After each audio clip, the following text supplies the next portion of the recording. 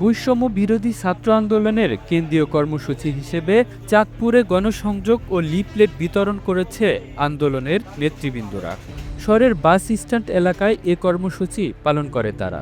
আমাদের বাংলাদেশের মুক্তির সনদ এই ঘোষণাপত্রে এ সময় বৈষম্য বিরোধী ছাত্র আন্দোলনের নেতৃবৃন্দ জানান, বৈষম্য বিরোধী ছাত্র আন্দোলন ও জাতীয় নাগরিক কমিটির যৌথভাবে সারা দেশে জুলাই ঘোষণাপত্রে জন আকাঙ্ক্ষার কথা নিয়ে আসতে গণসমাবেশ করা হবে। এ সকল শ্রেণীর জনগণকে ঐক্যবদ্ধ করে এই জনসংযোগ কর্মসূচি পালন করা হচ্ছে।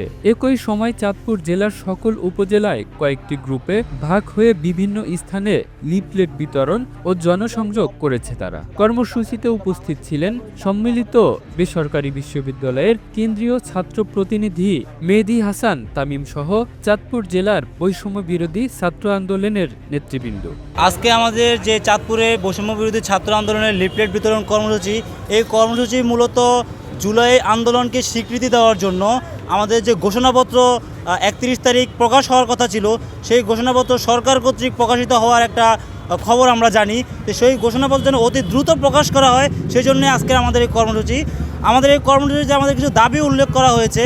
আমাদের কিছু দাবির মধ্যে আমি মূল দাবিগুলো কিছু বলতে চাই। সেটা হচ্ছে, এই গণ অভ্যুত্থান সংগঠিত হয়েছে বৈষম্য বিরোধী ছাত্র আন্দোলনের নেতৃত্বে, এটা সরকারিভাবে স্বীকৃতি দিতে হবে। আমাদের ছাত্ররা যারা আহত হয়েছে, ছাত্র জনতা যারা আহত হয়েছে, তাদেরকে সুচিকিৎসার ব্যবস্থা করে দিতে হবে রাষ্ট্রীয়ভাবে। ঠিক, আওয়ামী দোসরদের বাংলাদেশের রাজনীতি করার অধিকার নাই যতক্ষণ না পর্যন্ত এই খুনি হাসিনার বিচার না হয়, এই আওয়ামী দোসরদের বিচার না হয়, এই গণহত্যার বিচার না হয়। The news Bangladesh desk report.